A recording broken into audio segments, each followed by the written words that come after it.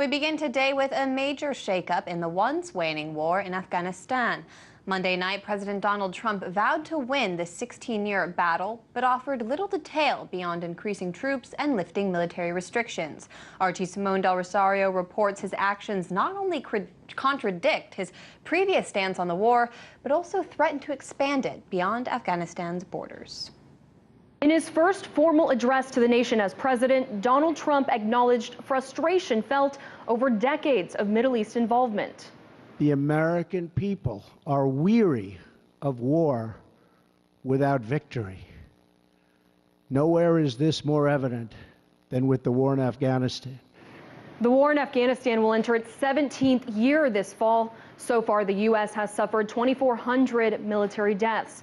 Now, troop levels in the country have gone from just a few thousand at the start to hitting a peak of 100,000 in 2010 and 2011, and then slimming down to roughly 8,400 by the time President Trump took over as commander-in-chief. From Monday's announcement, we learned troop levels will again rise, but we do not know by how much or in what capacity.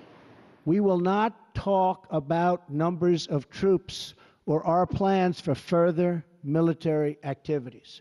Conditions on the ground, not arbitrary timetables, will guide our strategy from now on. Seemingly taking aim at former President Barack Obama for giving deadlines to his strategy in the country, it's not the first time Trump has disagreed with his predecessor on how to handle the war.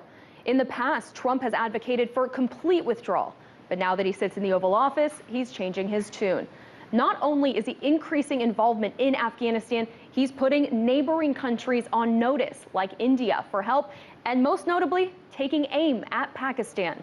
Pakistan has much to gain from partnering with our effort in Afghanistan. It has much to lose by continuing to harbor criminals and terrorists. Like Afghanistan, any plan with Pakistan is short on detail. But regional leaders are urging against pushing the country too hard. As for Afghanistan, its president is pleased with renewed U.S. support as the government loses ground against insurgents.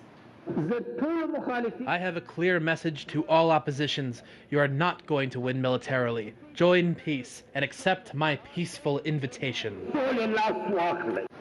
The Taliban, meanwhile, is vowing to continue fighting in the region until all American troops leave Afghanistan for good. In Washington, Simone Rosario, RT.